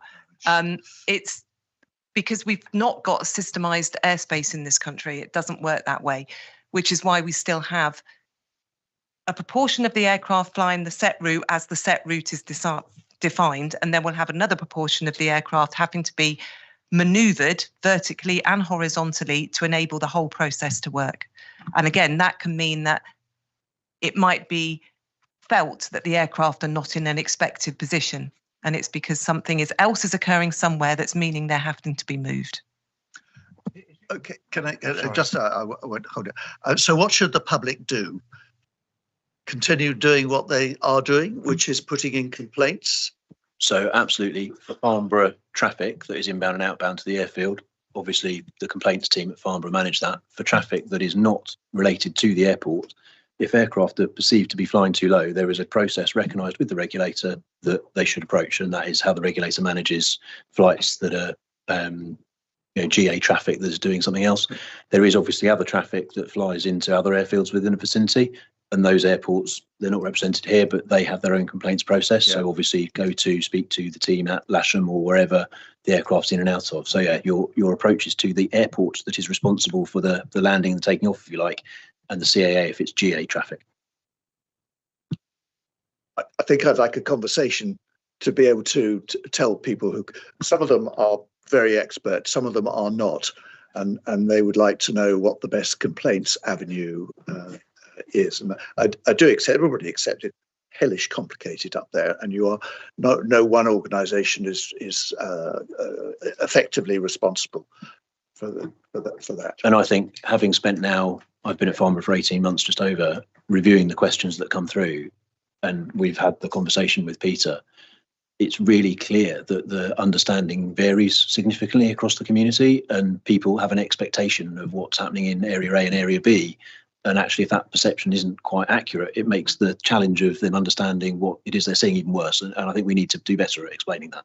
Indeed. But just to confirm, if a complaint comes into Farnborough Airport and it's not about a Farnborough aircraft, Peter and the guys who deal with this will go back to that individual and try and point them in the direction of who that complaint should be given to. So if somebody's complaining about Heathrow Airport, but they use the Farnborough system and come through to Farnborough to complain, then Peter will reply and advise them to talk to Heathrow. So we do try and help people out when they come to us, and it's actually not something that is anything Farnborough can do. Thank you.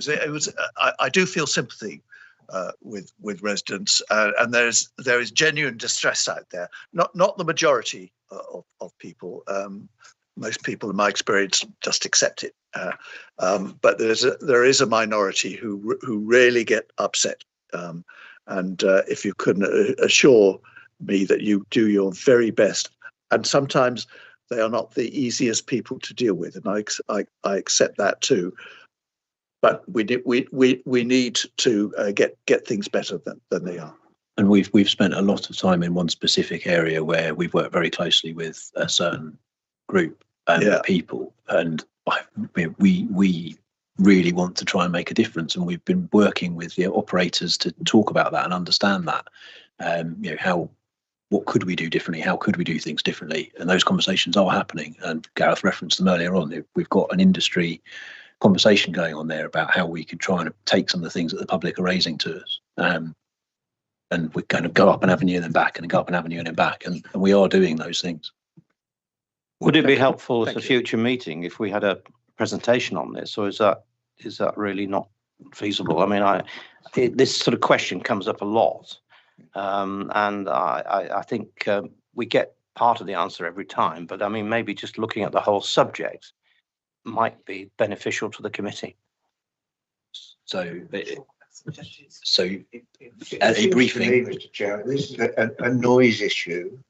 Partially and noise. The noise subcommittee should focus on it. And not in June, but much earlier. But I think the committee members need to, I mean, maybe after that, the committee members need to know because they're dealing with people who've got the complaints. Yeah. Philip, we do ask all the time if any member wants a briefing, we will support them in that. We offer briefings to new members. I'm looking over at Peter here because he hasn't. We need to make sure that we give people this opportunity.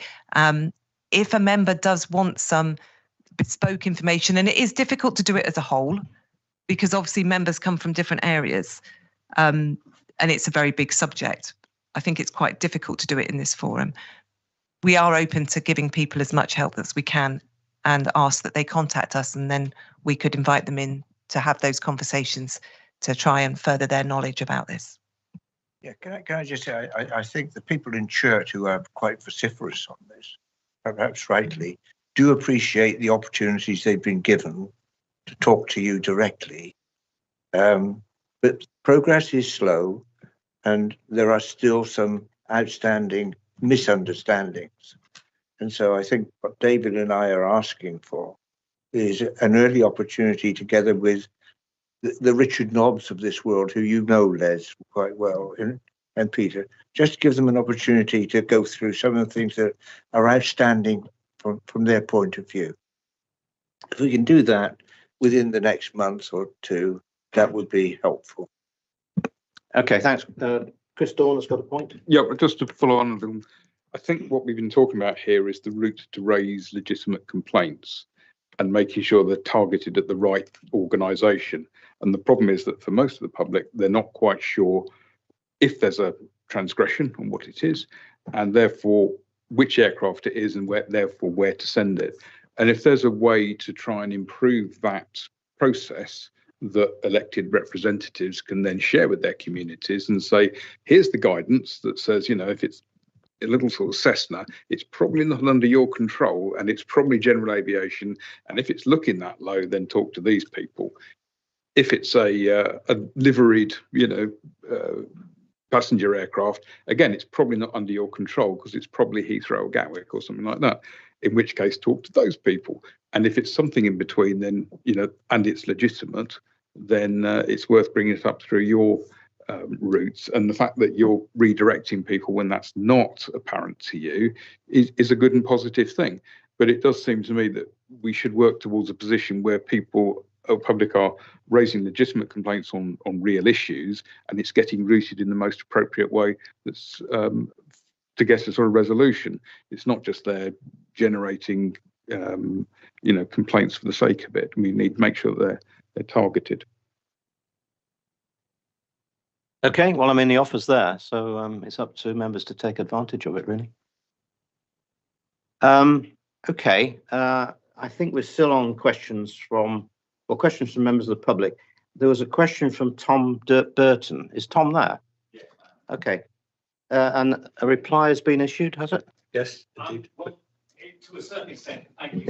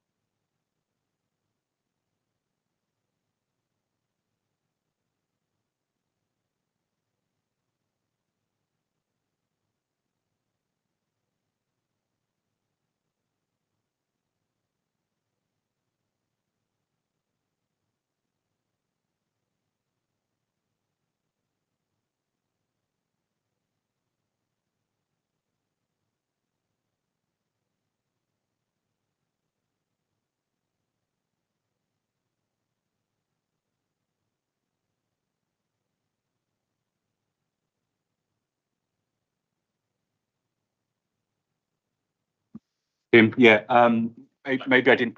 Sorry, Tom. I'm sorry. Maybe I didn't articulate it as well as I could have.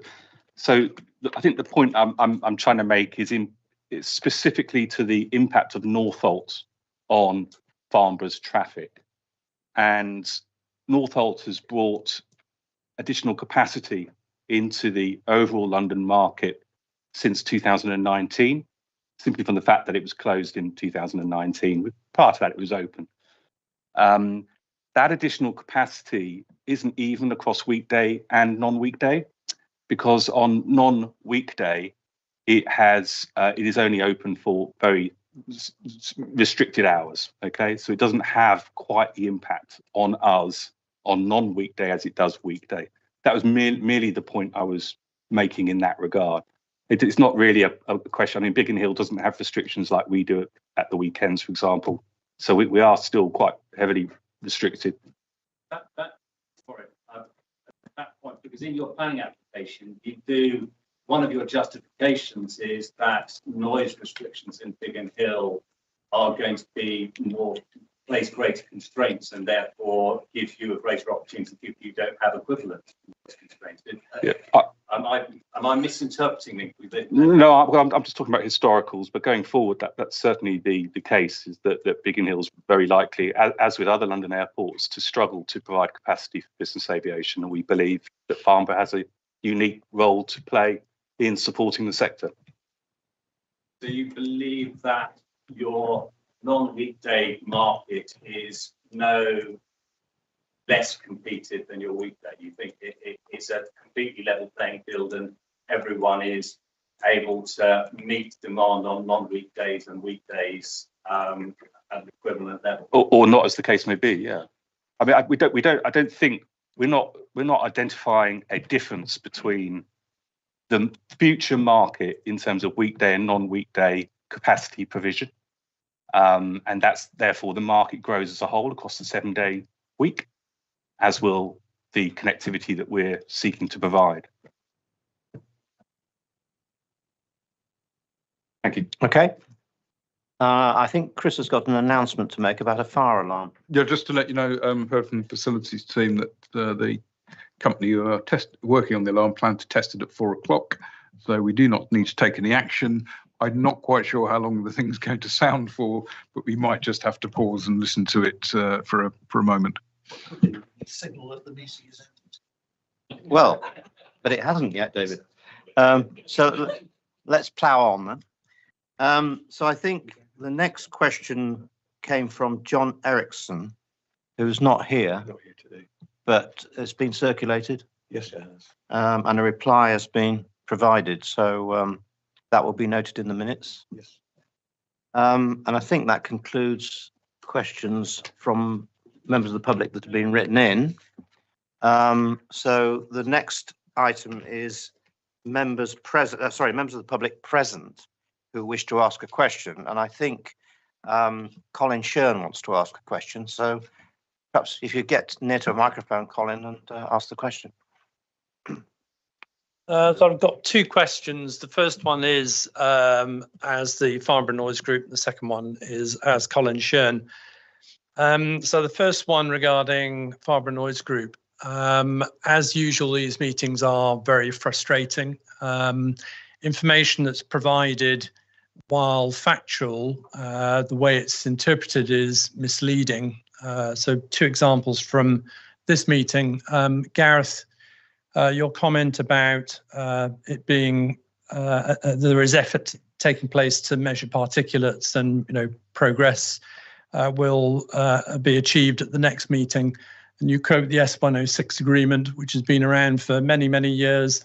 The S106 agreement requires you to measure pollution appropriately, and that includes particulates. So to say that we're just starting to think about particulates now is misleading, because it should have been done right from the beginning when the S106 was agreed to.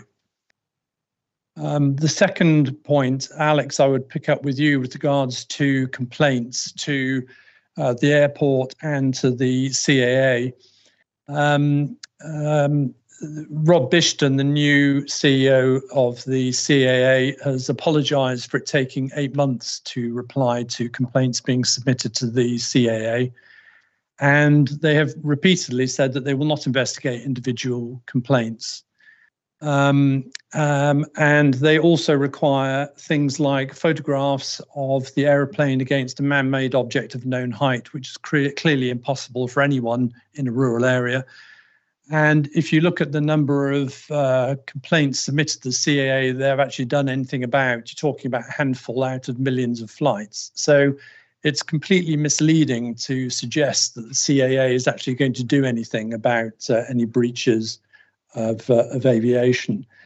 It's just very frustrating to think that the impression is given that the CAA will take action, and they won't. It's also disenfranchising for a lot of the people involved with Farnborough Noise Group and Chirk Group. You know, we have ex-air traffic controllers, pilots who are completely aware of the differences between flight radar and things like ADS-B, which is using GPS, which is accurate. And we know the difference between altitude and height. And so when people submit complaints, they know what they're talking about. And when they get bounced back saying, no, it's compliant flight, when they know perfectly well it isn't, that just increases the frustration. We as Farnborough Noise Group have been asking for meetings with NATS for more than 4 years now, and rather than being palmed off with answers that don't represent what's happening, I would suggest that your first port of call should be to have a proper conversation with Farnborough Noise Group. That would reduce a lot of the frustration in the group. Okay, that's it. Well, they're not really questions, Colin, are they? They're comments. Well, the question is, well, that's your usual reply, but the question is, are you going to have a meeting with Farnborough Noise Group to address these issues?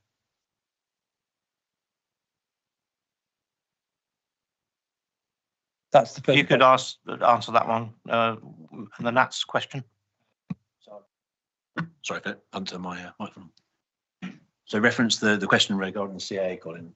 I can't make any comment about how long it takes the CAA to respond to a complaint. The correct process, and I hope everyone agrees with this, for low-flying aircraft is to go onto the CAA web portal and submit the complaint. If they are asking for photographs and things like that, it is totally out with my control how that works. I cannot influence. It is not part of our process. The aircraft that are predominantly causing, from the complaints we get through, a lot of the noise complaints.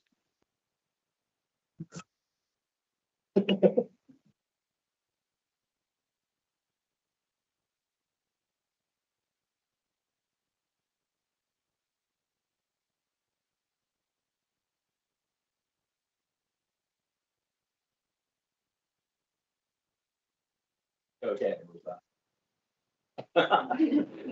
To be honest, I don't know. I've not been here for one before. We managed to avoid them. From what the facilities team said, it would be a brief test. So I'm hoping. So a lot of the aircraft do fall into that category, and I can't do anything with that. In terms of the other complaints, part of the challenge we have is the time it takes to pull the data together, because it's a very mandrolic process, and therefore when we're having complaints that we've already given answers to in previous instances, and we're trying to go through, you say everybody knows what they're talking about. I don't believe that's the case. We've had a good conversation today about there are plenty of people who don't, and therefore it's very difficult to explain to people who don't have the technical understanding what a technical answer would be. And there are people who ask questions and put complaints in who obviously have thought something was wrong and it wasn't. It's not true to say that everybody who asks a question or puts a complaint in knows every level of detail from a technical aviation perspective. That simply, I don't believe, is the case. So we've tried to have conversations, and unfortunately, a lot of the stuff that comes back makes it very, very difficult to have an engaging discussion. I don't know, Gareth, about the particular piece, because I can't comment on that, but is there anything from your side on that? Yeah, so along with the Section 106, there's a air quality and odor scheme. So that would delineate what we actually need to measure. So my question was, not a general one. I was highlighting the issue that the information that's been provided gives a different impression to people who are receiving it. I would say, Alex, that 4 years ago, Farnborough Noise Group offered to facilitate education to the public, because I agree a lot of the members of the public don't know the difference between a commercial aircraft, a GA aircraft or a Farnborough aircraft. And that requires NATS's engagement with the group. If they're not going to engage, then those people are just going to come back to you. And if those individuals are coming back through the complaints process, manage their complaints. So we as NATS will not be creating material bespoke beyond the material that's already out there. You know, we engage very heavily in terms of on our websites about how air traffic control works and all those things. And we just need to be really clear. We've got an opportunity here through the committee to try and do some education pieces for people who can then obviously influence at a local level. And I believe that is the right approach. If we create some material, we do some briefings with the committees we discussed today, hopefully then we can start to give the local people who, hundreds of thousands of people who do live around here, some information that maybe is more simple and digestible. I think we do need to be careful about, there's an Ask Dr. Google with a lot of this stuff. And I think that really doesn't help us with the world we live in today, be it anything that you find as a challenge. The temptation is to look online and say, oh, well, it must be that because that's what's happening over there. These things are all different. And I think the only way we can probably help that is to try and take away what has obviously been a really interesting conversation today, one of the best I've had, I think, here, that we do need to give people, I'm respecting what you're saying, Colin, better information on what is and isn't what is to be expected within the area. And that isn't just driven by Farnborough Noise Group. I believe that should be driven through the fact that we've got a committee here, and obviously some good questions from Councillor Munro over there and Councillor Dawn over there about very similar things. I think that's the way we should approach this, but do something holistically that is helpful. I would just add there, Colin, that any questions you want to send through should come through to the airport. NATS are our ANSP partner, shouldn't be sending questions directly to NATS. That should be controlled through the usual complaints line. Well, for no other reason than if they're not, they could not be included in the stats, because if they're going directly to NATS, we may not be aware of them. No, I agree. They shouldn't go direct to NATS. Encourage you to come direct to us. I think if you step back, you'd say the engagement, the public understanding, the way that complaints have been addressed has not worked because the number of complaints is still very high. So if the organisations continue doing what they're doing, that's not going to change. Okay, so that was my first question. Well, the question at the end of it was, are you going to engage with Farnborough Noise Group and have a meeting to have a proper discussion rather than doing it by email? I think Les has probably, it's got to come through to the airport, and my personal view from our perspective working for the airport is that we should do holistic pieces of information that then go to everybody. Okay, I'll rephrase the question. Les, will you, with NATS, with Alex, have a discussion with Farnborough Noise Group? I cast your mind back to the last meeting, Colin, because I think you asked a direct question of Simon on this one. And if I recall, Simon's response was that we have had Farnborough Noise Group, yourselves and John in on a couple of occasions. But what we found is that with a couple of days following that, there's quite different rhetoric goes out to the community than what we actually said. And I think Simon asked you last time, if you could give us a commitment not to do that, we would give that serious consideration. Okay, so the answer is no. Okay, thank you for answering the question. The second one is a personal question. And Philip, you know that it's directed to you. So you submitted false statements to Surrey Police about me personally, and that was used in court. And as a result, partly as a result of that, I was given an antisocial behaviour injunction order for 2 years and ended up with £70,000 of costs. As you can appreciate, I'm probably pretty annoyed about that. And you should appreciate that as an ex-solicitor, giving false statements to police is a serious issue. I'm sorry. There's some very serious allegations being made in public, and this is just not the place. And people should have a care of what they're saying for their own protection. I really object I'm afraid. Thank you, David. I mean, out of order. thank you, David. This is a matter between me and Mr. Shern. He has chosen to take a route which involves instructing lawyers, making allegations about defamation and all the rest of it. It's not an issue for the committee. It is an issue for the committee because you raised it at the FACC. And if he wants to pursue these claims, it's up to him to do it. And I will defend myself as I'm entitled to do. But it's not something I think this committee's time should be taken up with. So I would like to draw a line under it now. I'm not prepared to discuss it any further. I can, and I'm doing it. So the fact is that you submitted those really not as the FACC. Colin, you're out of order, and you should not be doing this. With the committee's approval, can I just tell Mr. Shern to basically withdraw this and withdraw from this discussion, because it's nothing to do with the committee. All that's required is... Is everybody agreed? I mean, has anybody got any other view on this? Because, you know, Mr. Shern, as you know, has been constantly making these allegations, and it is frankly offensive to me that he continues to do it. So I would like just to, with the committee's approval, to say we are not taking this discussion any further. I don't expect to be in this meeting again. We've had enough now, thank you. I don't expect to be in this meeting again. No, you need to withdraw now. I will write to you again. No, you really need to withdraw. Enough. Any other questions from the public? Any other questions from people online? Can you switch the microphone off there, please? If there are no other questions, I think we've completed the agenda. So thank you for your attention. I may or may not be at the next meeting, but in the meantime, please keep in touch.